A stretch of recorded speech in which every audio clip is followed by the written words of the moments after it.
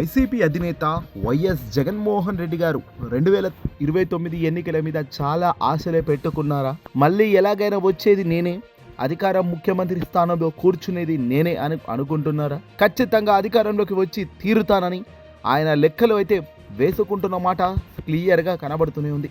దానికి కారణాలు, దానికి అవకాశాలు ఆయనకు మాత్రమే తెలుసు కాదు, యావత్ రాష్ట్రానికి కూడా ఇప్పటికే సినిమా అర్థం అవుతూనే ఉన్నాయి.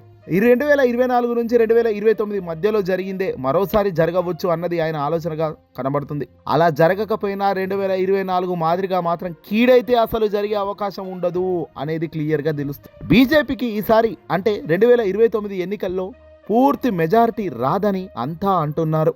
దానికి నిదర్శనం 2024 ఎన్నికలు అని చెబుతున్నారు.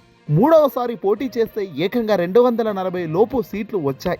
మెజారిటీ 30కి పైగా సీట్ల దూరంలో ఆగిపోయింది. మరి 2029 అంటే ఏకంగా 15 ఏళ్ల పాటు బీజేపీ పరిపాలన అన్నమాట.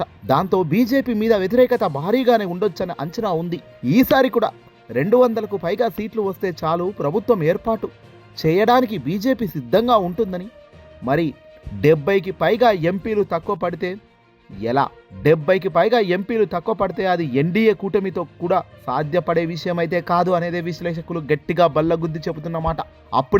అప్పుడే వైఎస్ జగన్మోహన్ రెడ్డి లాంటి తటస్థ మిత్రుల పార్టీలకు సంబంధించిన వాళ్ళందరూ కూడా ఖచ్చితంగా ఎన్డీఏ వీళ్ళపై ఆధారపడాల్సిన పరిస్థితి వస్తుందంటున్నారు. ఇదిగో ఈ ధీమాతోనే వైసీపీ కూడా ఒంటరి పోరుకు సిద్ధమవుతూ కేంద్ర బీజేపీ పెద్దలకు సానుకూలంగా ఉండేందుకు ఇప్పటి నుంచే చూస్తుంది అనే ప్రచారం కూడా లేకపోలేదు. జగన్ విషయం తీసుకుంటే ఆయన కాంగ్రెస్ కి పూర్తిగా దూరం, ఎప్పటికీ ఆ పార్టీతో కలవనని పార్టీ వైసీపీ స్పష్టంగా బల్లగుద్ది చెబుతోంది. బీజేపీ కాంగ్రెస్ అంటే బద్ద శత్రువు. ఈ కామన్ పాయింట్ తోనే జగన్మోహన్ రెడ్డి గారు బీజేపీని, కేంద్ర పెద్దలను తన వైపు తిప్పుకునేందుకు చూస్తున్నారు. జగన్ వైపు నుంచి సాఫ్ట్ కార్నర్ తోనే ఉన్నారు.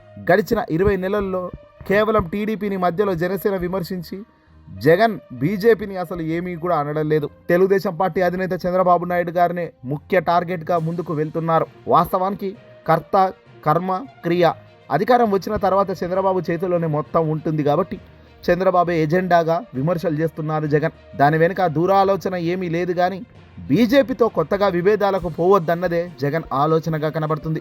వచ్చే ఎన్నికల్లో ఎలాగైనా గెలవాలని వైసీపీ అధినేత భావిస్తున్నారు. దీనికోసం కేంద్ర పెద్దల సహాయం కూడా ఆశిస్తున్నారనే ప్రచారం సాగుతోంది. రేపటి రోజున ఆంధ్రప్రదేశ్లో వైసీపీ అధికారంలోకి వచ్చినా కేంద్రానికి పూర్తి స్థాయిలో సహకరిస్తామని బీజేపీలో కీలక నేతలకు మనసులోని మాట చేరవేస్తున్నట్లు ప్రచారం అయితే సాగుతోంది. బీజేపీ పెద్దల వైఖరి ఎలా ఉంటుందన్నది చూడాల్సి ఉంది. ఒకటైతే నిజం, బీజేపీ మధ్యలో కూడా జగన్మోహన్ రెడ్డి గారు అంటే మంచి అభిప్రాయం ఉంది. ఈ వ్యక్తి ఒక మాట చెబితే ఆ మాట మీద నిలబడతారు రాబోయ్.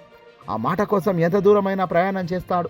అది చరిత్ర కూడా చెబుతున్న మాటే. జగన్ మాట ఇచ్చి తప్పే వ్యక్తి కాదు.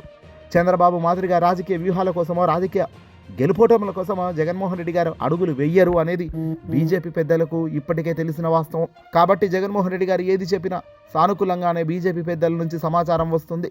జగన్కి ఏ విధంగా సహకరించినా టీడీపీ వైపు నుంచి సహకారం ఉండదు. కూటమిలో ఇది కీలక పాయింట్. పొత్తులో ఉన్న పార్టీగా బీజేపీ కీలకంగా ఉంటుంది. అదే టీడీపీ కూటమిలో ఉన్న వైసీపీకి బీజేపీ వైపు చూడడం అనివార్యంగా ఉంటుంది. అది జగన్కు కాంగ్రెస్ వ్యతిరేకత అనే బలహీనతగా చూస్తున్నారు. మరి జగన్ కానీ, వైసీపీ వ్యూహకర్తలు కానీ బీజేపీ నుంచి పరోక్షంగా అయినా సహాయం ఆశించడం అన్నది కానీ, ఆ తరహా ఆలోచనలు కానీ గెలుపుని అందించే వ్యూహాలేనే చూడాల్సిన పరిస్థితి. ఏదేమైనా రెడ్ బుక్ రాజ్యాంగ పరిపాలన, చంద్రబాబు అరాచక శక్తులు విజృంభిస్తూ చేస్తున్న దురాలోచన పరిస్థితి వెరసి డ్యామేజ్ జరుగుతూనే ఉంది. జనసేన, టీడీపీ, పైగా వీళ్ళిద్దరు కూడా రాబోయే ఎన్నికలకు ఇంకా 3 ఏళ్ల సమయం ఉన్న కాలంలో ఇంతే బలంగా, ఇంతే కసిగా, పట్టుదలతో ముందుకు అడుగులు వేయగలుగుతారా అన్నది కామన్గా ప్రశ్నించాల్సిన అవసరం.